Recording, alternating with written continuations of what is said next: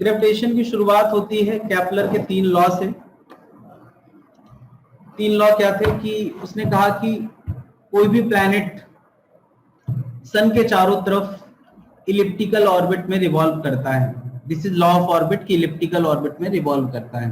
सन किसी एक focus of the ellipse में सिचुएटेड है। Focus of the ellipse basically centre से कुछ ए डिस्टेंस पे होता है, जिसमें ई इसेंट्रिसिटी है, ये मैथमेटिकल टर्म है। खैर, तो पहला लॉ ऑफ ऑर्बिट है कि हर प्लैनेट इलिप्टिकल ऑर्बिट में रिवॉल्व करता है और sun is fixed at focus. Is fixed at focus ये अजम्पशन था। हालांकि आज के जमाने में हम लोग जानते हैं कि सन रेस्ट पे नहीं है, बल्कि पूरा सोलर सिस्टम मूविंग है।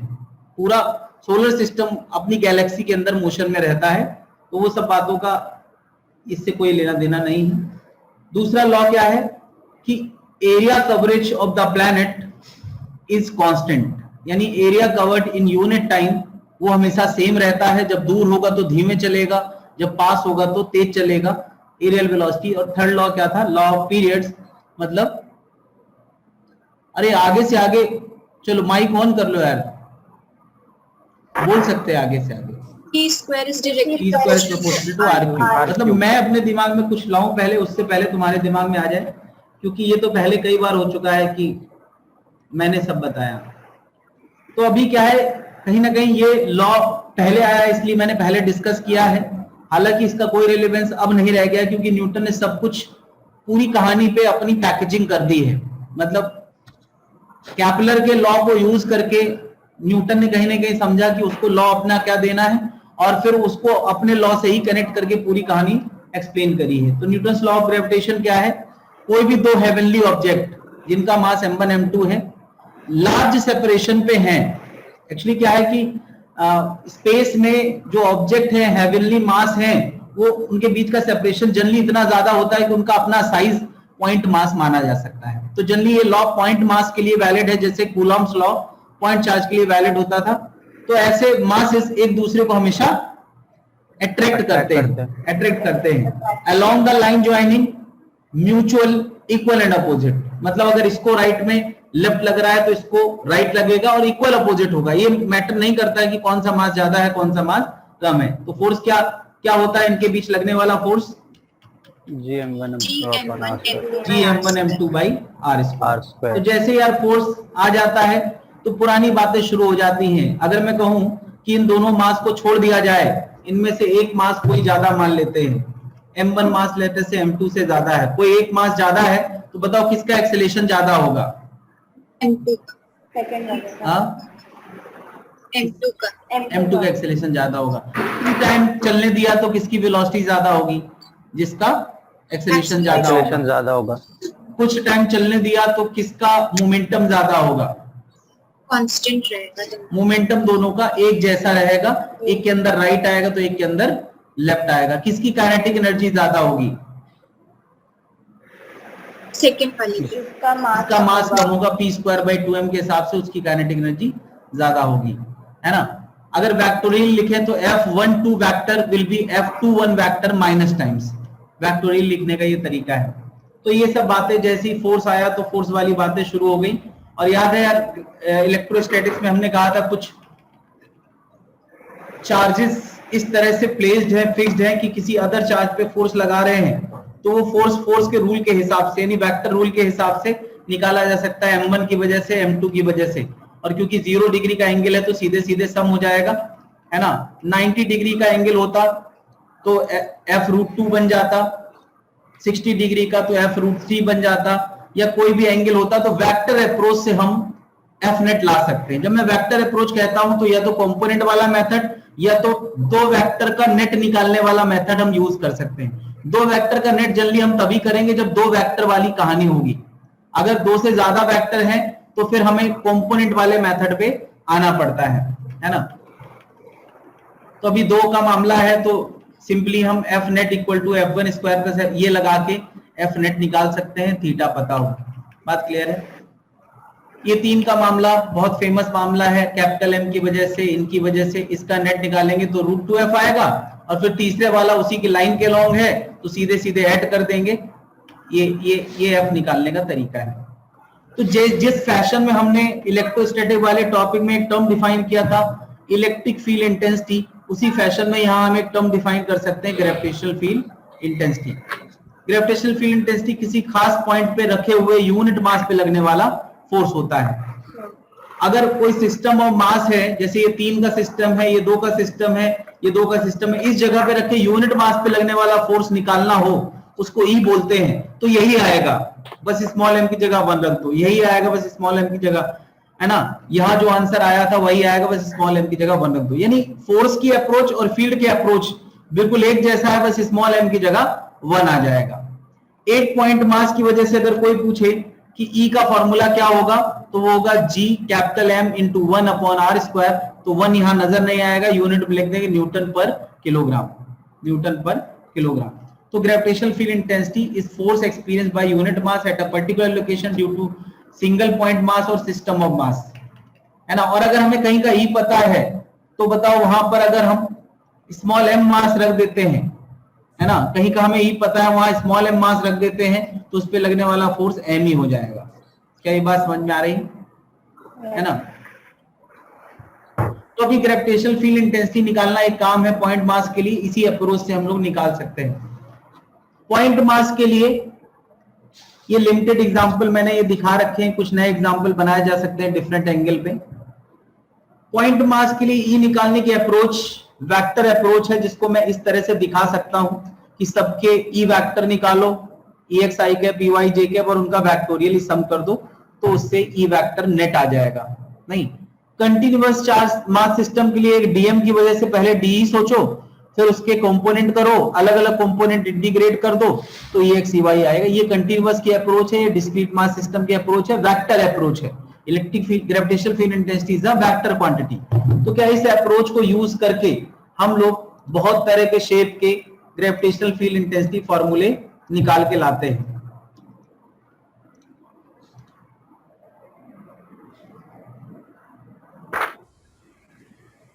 इतने तरह के शेप के हमने ग्रेविटेशनल फील्ड इंटेंसिटी फॉर्मूले निकाले हैं। मैंने कहा कि यार अब इनको हम नए सिरे से नहीं निकालेंगे। इलेक्ट्रोस्टैटिक्स में जहां पहले कभी के आता था वहां अब जी आने लगा है, जहां क्यू आता था वहां एम आने लगा है, बस ये चीजें एनालॉगस हैं। जहां लेमडा आता था अब लेमडा आ रहा है। लीनियर मास, पहले लीनियर चार्ज डेंसिटी होता था, अब लीनियर मास डेंसिटी है। जहां सिग्मा आता था अब सिग्मा आएगा, पहले ये कूलॉम पर मीटर होता था और अब होगा ये किलोग्राम पर मीटर स्क्वायर। रो पहले होता था कूलॉम पर मीटर क्यूब, अब रो का नाम होगा किलोग्राम पर मीटर क्यूब। यानी वही सारे सिंबल लगभग यहां यूज हुए हैं, बस क्यू की जगह एम और के की जगह जी। तो सारे फॉर्मूले वैसे ही नजर आएंगे जैसे हमने इलेक्ट्रोस्टैटिक में पढ़ रखा है। क्या हमने रॉड के एंड वाला फॉर्मूला निकाला था, बस के की जगह जी रख दो, लेमडा की जगह लेमडा फॉर्मूला आ जाएगा। हमने रिंग के सेंटर पे निकाल रखा है, रिंग की एक्सिस पे निकाल रखा है, याद है के क्यू एक्स अपॉन।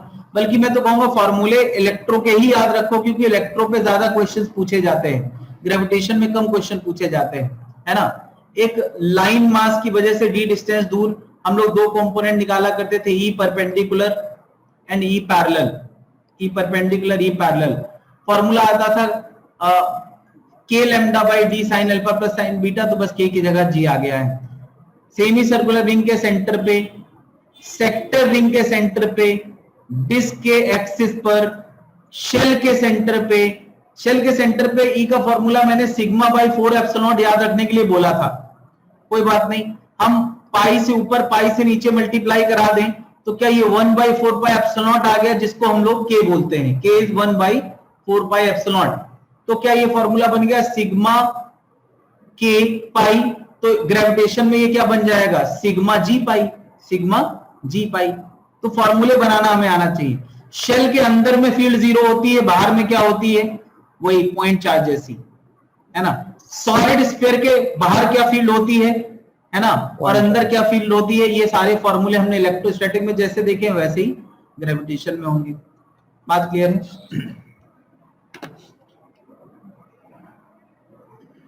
तो अभी हम लोगों ने ई के फॉर्मूले देख लिए हैं, और ई क्या होता है, किसी सिस्टम की वजह से इस जगह पे रखे हुए यूनिट मास पे लगने वाला फोर्स। तो अगर मैं कहता हूं किसी सिस्टम की वजह से किसी खास जगह पे ई पता है तो वो वहां रखे यूनिट मास पे लगने वाला फोर्स होता है। तो अगर मैं यहां एम मास रख दूं तो फोर्स कितना होगा? M E. अच्छा, ये नेट फोर्स है या ग्रेविटेशन फोर्स है? नेट फोर्स है। अगर मैं इसको पकड़ के रखा हूं तो बताओ इस फोर्स की वैल्यू यही दी जाएगी या कुछ और? नेट फोर्स 0 हो जाएगा। नेट फोर्स 0 हो जाएगा। तो ये बेसिकली ग्रेविटेशनल फोर्स है ना। मैं पकड़ के रखा हूं तब भी हम कह सकते हैं ग्रेविटेशनल फोर्स इतना है, और छोड़ दूं तब भी कह सकते हैं ग्रेविटेशनल फोर्स इतना है। तो इसको हम नेट कहने के बजाय ग्रेविटेशन बोले तो ज्यादा सही है। क्यों?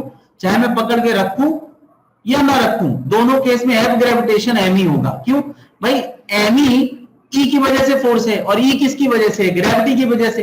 तो इसको ग्रेविटी वाला फोर्स बोले तो ज्यादा अच्छा रहेगा।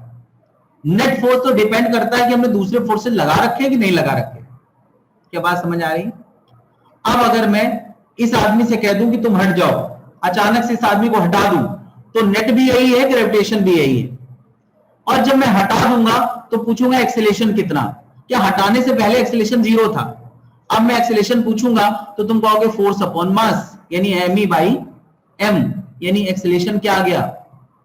ई। यानी यार ई बड़ी इंटरेस्टिंग चीज है यार। अगर हम उसको पकड़ के रखे हैं या छोड़ दें तो ई से एफ निकालना हमें आ जाता है। ई की मदद से हम एफ निकाल सकते हैं, एक बात। और अगर हम उसको छोड़ दें तो केवल ग्रेविटी के इंफ्लुएंस में जो एक्सेलेरेशन आएगा वो भी ई ही होता है। यानी यार अभी हमने इतने शेप की वजह से जो ई के फॉर्मूले देखे हैं वो बेसिकली ई के फॉर्मूले तो है ही हैं। जिन पॉइंट पे मैंने ई के फॉर्मूले निकाले हैं उन जगहों पे अगर मास को छोड़ दिया जाए, उन जगहों पे अगर मास को छोड़ दिया जाए तो एक्सेलेरेशन भी यही आएगा। ना छोड़ा जाए तो ई फिर भी मीनिंगफुल है, एफ निकालने के काम आएगा, ग्रेविटेशनल फोर्स निकालने के काम आएगा। और छोड़ दिया जाए तो एक्सेलेरेशन निकालने के काम आएगा, यानी एक्सेलेरेशन ही ई है। बात समझ रहा है? गंगाधरी शक्तिमान है, यानी ये जिसको हम हल्के में ले रहे थे ई को, वो इतना हल्की चीज नहीं है, ये बड़ी शक्तिमान चीज है। ये एक्सेलेरेशन निकालने के भी काम आता है। तो क्या इतने तरह के शेप के एक्सेलेरेशन निकालना हम सीख गए, लेकिन हमारा इंटरेस्ट किसका एक्सेलेरेशन निकालने में है? जो नेचर में एग्जिस्ट करता है। नेचर में स्फेरिकल मास, सॉलिड स्फेरिकल मास एग्जिस्ट करते हैं, तो हम उनका एक्सेलेरेशन निकालना चाहेंगे। तो क्या बताओ सॉलिड स्फेरिकल मास, ये सॉलिड स्फेरिकल मास है, उसके बाहर एक्सेलेरेशन क्या आएगा? सरफेस पे एक्सेलेरेशन क्या आएगा और अंदर एक्सेलेरेशन क्या आएगा? तीन जगहों पे एक्सेलेरेशन। सबसे पहले सरफेस की बात करूं तो वो आएगा G M upon R square. नहीं, अच्छा अर्थ के लिए बात करें, अर्थ के लिए सरफेस पे तो हम उसको लिखेंगे G M E by R E square. तो एम ई और आर ई और जी सब नोन हो गया, तो ये वैल्यू 9.81 आती है। तो इसको हम एक सिंबल दे देते हैं जी। क्या देते हैं? जी। क्लियर? तो अगर सरफेस सेंटर से स्मॉल आर दूर बाहर है तो एक्सेलेरेशन आएगा G M divide by small R square. Generally हम किसी प्लेनेट में आर सेंटर से नहीं बोलते हैं, सरफेस से एच बताते हैं। तो क्या बताओ स्मॉल आर की जगह आर प्लस एच लिख सकते हैं? नहीं। और अर्थ के लिए इसको हम लिखेंगे एक्सेलेरेशन जी प्राइम लिख देंगे। जी प्राइम इसलिए क्योंकि अर्थ को जी बोल चुके हैं। वो आएगा G M E divide by R E plus H का होल स्क्वायर। और अगर हम जी एम ई में से आर ई स्क्वायर कॉमन ले लेंगे तो ये बन जाएगा 1 plus H by R E का होल स्क्वायर। और इतनी चीज को हम क्या लिख सकते हैं? जी। तो ये फॉर्मूला बन जाएगा G upon 1 plus H upon R E का होल स्क्वायर, एच हाइट के लिए। नहीं, फिर मैंने कहा था 1 प्लस एच अपॉन आर को अगर ऊपर ले जाए तो माइनस पावर 2 हो जाएगी, और एच बाई आर को अगर स्मॉल मान ले तो ये फॉर्मूला अप्रोक्सीमेशन के साथ है। ये अप्रोक्सीमेशन के साथ है और ये एग्जैक्ट फॉर्मूला है एच हाइट के लिए। बात क्लियर है? चलो अब हम डेप्थ के लिए बात करें। क्या बताओ डेप्थ के लिए हम लोगों ने फॉर्मूला देखा है ई का, और अब वो एक्सेलेरेशन का फॉर्मूला होगा G M small R divide by R cube. अरे इलेक्ट्रोस्टैटिक वाला फॉर्मूला याद करो। तो यहां भी यार डेप्थ पे यही रहेगा? नहीं, बस एक काम करते हैं, अर्थ के लिए GME divide by RE square into RE into small r लिख देते हैं। जनरली क्या होता है, डेप्थ हमें सरफेस से पता होती है, हमें सरफेस से डेप्थ पता होती है किसी स्फीयर की। अगर हमें सरफेस से डेप्थ पता है, RE पता है, तो क्या बताओ स्मॉल r की जगह हमें फॉर्मूला तो स्मॉल r में पता होता है ना यार, तो क्या स्मॉल r की जगह हम RE माइनस डी लिख सकते हैं? तो ये फॉर्मूला बन जाता है G depth equal to G1, इतने को हम G लिख देंगे तो ये बन गया G1 minus D by RE। क्या बताओ हाइट के लिए आ गया, डेप्थ के लिए आ गया। ये सारी कहानी कहां से आई है? तो उन्हीं E के फॉर्मूलों से आई है। बात क्लियर है?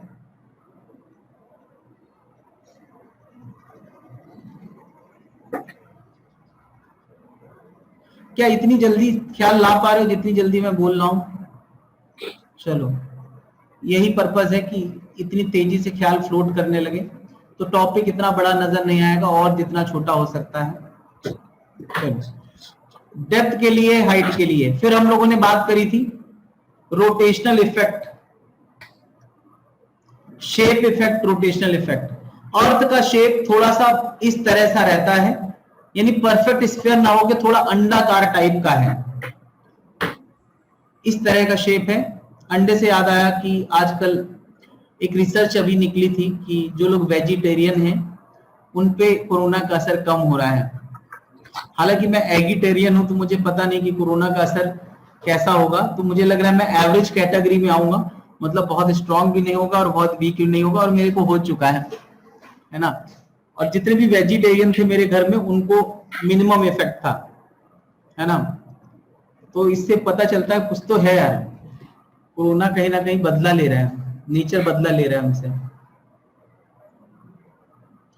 तो अंडाकार है अर्थ का शेप। तो अभी अगर मैं कहूं कि ये पॉइंट और ये पॉइंट, कौन सा पॉइंट पास है, जिसका डिस्टेंस कम होगा वहां जी की वैल्यू ज्यादा होगी। भाई g equal to G M by R square होता है, तो आर जहां कम होगा वहां जी की वैल्यू ज्यादा होगी। यानी इस हिसाब से पोल पे या इक्वेटर पे कहां जी की वैल्यू सबसे ज्यादा होगी? पोल पे जी की वैल्यू सबसे ज्यादा होगी और इक्वेटर पे जी की वैल्यू सबसे कम होगी। बात क्लियर है? चलो, तो हमें ये तो इफेक्ट समझ आया शेप का। अब चलो शेप वाली बात भूल जाते हैं, फिर से अर्थ को गोलाकार बना देते हैं और उसमें रोटेशन इफेक्ट की बात करें। तो क्या रोटेशन इफेक्ट सेंट्रीफ्यूगल फोर्स लाता है बाहर की तरफ? अगर रोटेशन ना माने तो जी यही होता, मगर रोटेशन मानते हैं तो जी के असर में बाहर की तरफ जो सेंट्रीफ्यूगल फोर्स है वो भी आ जाएगा। नहीं, यानी एफ ग्रेविटेशन के अलावा एम आर ओमेगा स्क्वायर और आ जाता है। तो इसका असर सबसे ज्यादा कहां होगा?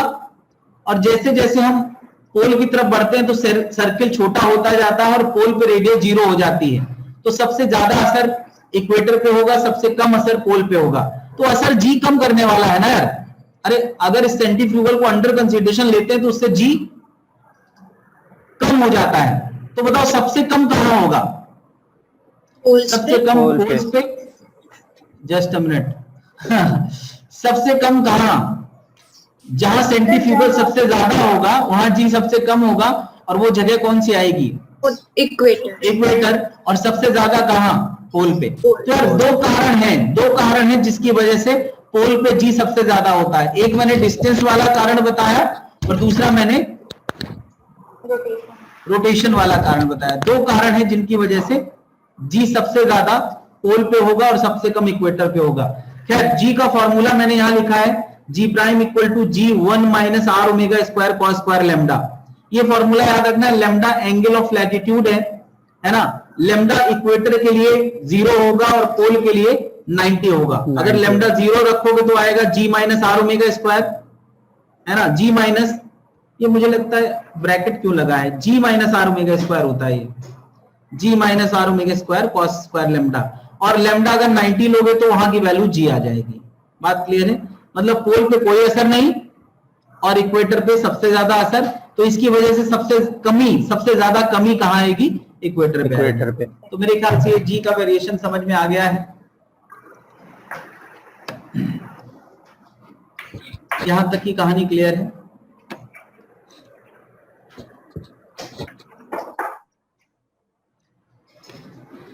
चेंज इन पोटेंशियल एनर्जी हमने इलेक्ट्रोस्टैटिक्स में डिफाइन किया था, फिर चेंज इन पोटेंशियल डिफाइन किया था।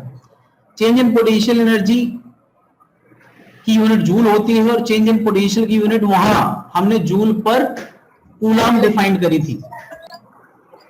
चेंज इन पोटेंशियल जी क्या होता है कि एक एजेंट का एक जगह से दूसरी जगह against the conservative force field जितना वर्क डन करता है,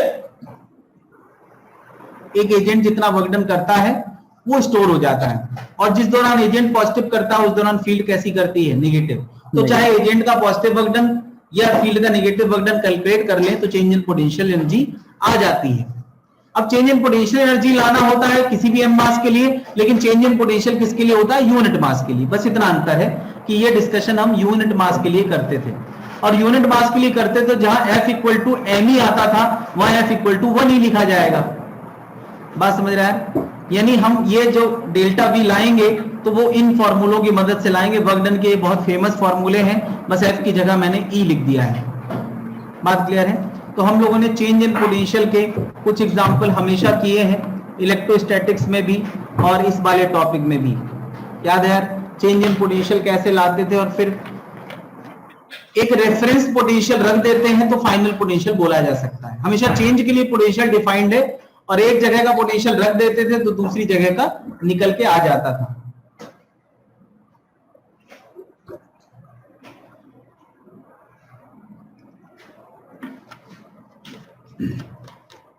अभी अगर मैं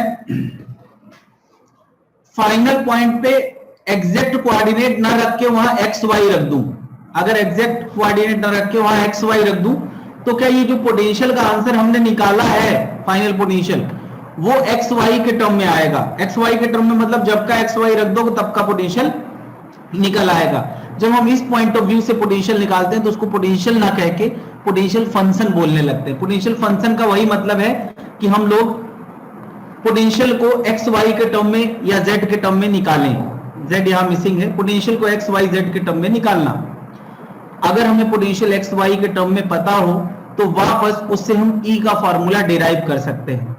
रिवर्स प्रोसेस क्या है? रिवर्स प्रोसेस कि अगर हम इंटीग्रेशन मेथड से पोटेंशियल तक पहुंचते हैं तो वापस फील्ड निकालने के लिए हमें डिफरेंशिएशन प्रोसेस इन्वॉल्व करना पड़ता है। ये वापस ई रिकवर करने का तरीका है। ये बिल्कुल वैसे ही है जैसे हम पोटेंशियल एनर्जी की मदद से फोर्स निकाला करते थे।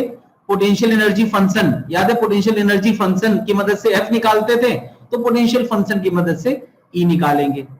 Del V by del X, इसका del V by del X, इसका del V by del Y, और फिर यहां उठा के रख दो तो देखो ई वापस निकल आया, ई वापस निकल आया। क्या इसी ई की मदद से हमने वी निकाला था, और अब इसी वी की मदद से हमने देखो वापस ई निकाल दिया। दोनों चीजें हमें समझ में आना चाहिए।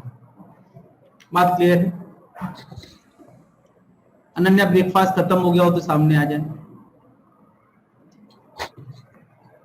ठीक, तो अभी क्या है, पोटेंशियल फंक्शन हमने सीखा।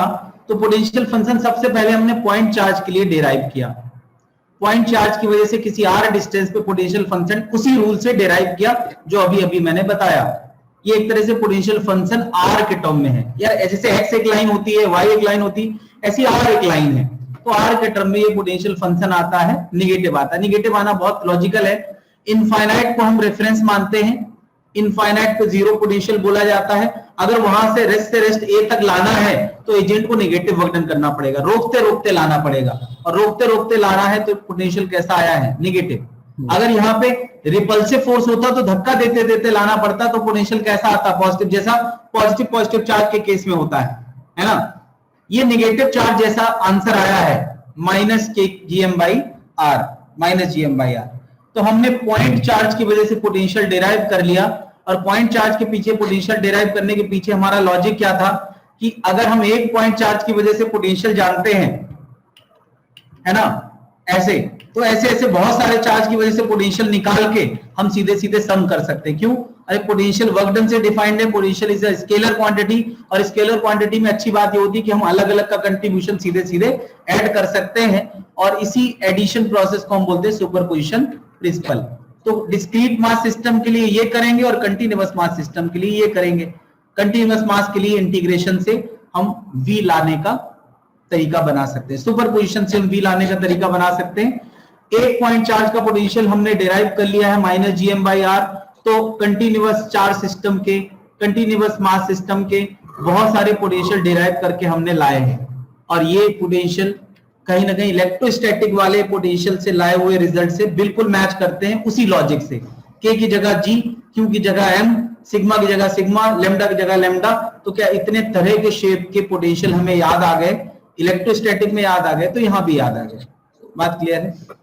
बात आती है कि हम पोटेंशियल की बात क्यों कर रहे हैं। पोटेंशियल की बात इसलिए कर रहे हैं क्योंकि हम लोगों ने वर्क एनर्जी में पढ़ा था W external equal to delta के plus delta U plus loss. तो ये डेल्टा यू तभी आएगा जब हम डेल्टा वी निकालना सीखेंगे, नहीं तो हम वर्क एनर्जी अप्लाई कर पाएंगे। या decrease in potential G increase in kinetic energy में डेल्टा यू हम तभी ला पाएंगे, या K initial U initial is equal to K final U final. ये मैकेनिकल एनर्जी कंजर्वेशन प्रिंसिपल है। क्या ये सब चीजें तभी लगा सकते हैं जब यू लिखना आएगा, और यू लिखना कब आएगा? जब हम v लिखना जानते हैं। भाई u इक्वल टू क्या होता है? m times v। तो इसीलिए हमने ये v के सारे फॉर्मूले लगाए हैं कि हम वर्क एनर्जी के इन थ्योरम्स का यूज कर सके ड्यूरिंग अ प्रोसेस। क्या इस प्रोसेस पे भी हमने कुछ एग्जांपल्स किए थे, है ना? एक चार्ज को सेंटर से छोड़े तो p पॉइंट पे कितनी वेलोसिटी हो जाएगी? नहीं, यहां से यहां के लिए वर्क एनर्जी लगाया था मैंने। यहां पे साथ ही साथ ये कहा था कि अर्थ की सरफेस से एक मास को इनफाइनाइट पे भेजना है तो कितनी वेलोसिटी होना चाहिए। तो लॉजिक सिंपली ये था के इनिशियल यू इनिशियल, के फाइनल यू फाइनल। अगर जस्ट इनफाइनाइट पे पहुंचाना है तो यू फाइनल 0 हो गया, जस्ट पहुंचाना है तो वेलोसिटी 0 हो गई। तो के इनिशियल यू इनिशियल का सम क्या होना चाहिए? 0 होना चाहिए। क्या K initial half M V square U initial M into V initial is equal to 0, और पोटेंशियल क्या होता है अर्थ की सरफेस पे? -gm/r। तो इसके वेलोसिटी का आंसर आया था √2gm/r। ये वर्क एनर्जी के कॉन्सेप्ट से ही ये कहानी आती है, और मैंने अर्थ की सरफेस से निकाला है। अभी तो हम इतने सारे शेप जानते हैं जिनके पोटेंशियल हमें पता है। क्या अगर इतने सारे शेप के हमें पोटेंशियल पता है तो इतने सारे शेप के उन पॉइंट से, जिन पॉइंट्स के लिए पोटेंशियल पता है, वहां से इसके वेलोसिटी के आंसर निकाले जा सकते हैं। कल को उन पे भी क्वेश्चन पूछे जा सकते हैं। बात क्लियर है? मेरे ख्याल से ये पोटेंशियल जी का कॉन्सेप्ट समझ आया। और इसके बाद हम लोगों ने क्या बातें करी? इसके बाद हम लोगों ने सैटेलाइट मोशन की बात करी थी।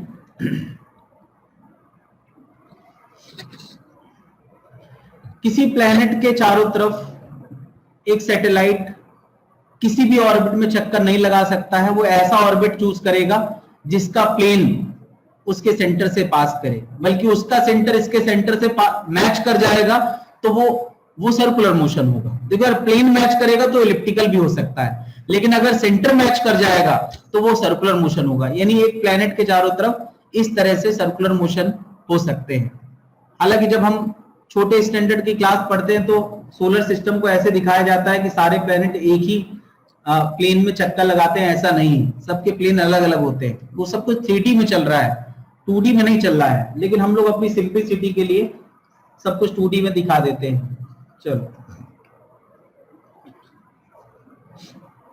तो अभी क्या है कि अगर ऑब्जेक्ट सर्कुलर मोशन कर रहे हैं किसी प्लेनेट के चारों तरफ, तो वो किस फोर्स की वजह से, किस सेंटीमीटर, या जब भी कोई सर्कुलर मोशन होता है तो सेंटर की तरफ एक फोर्स की जरूरत पड़ती है। वो चाहे धागा दे, चाहे नॉर्मल एक्शन दे, चाहे टेंशन दे, चाहे फ्रिक्शन दे, चाहे मैग्नेटिक फोर्स दे, चाहे इलेक्ट्रोस्टैटिक फोर्स दे, चाहे ग्रेविटेशन। इस केस में वो ग्रेविटेशन फोर्स है। क्या होता है? Gmm/r²।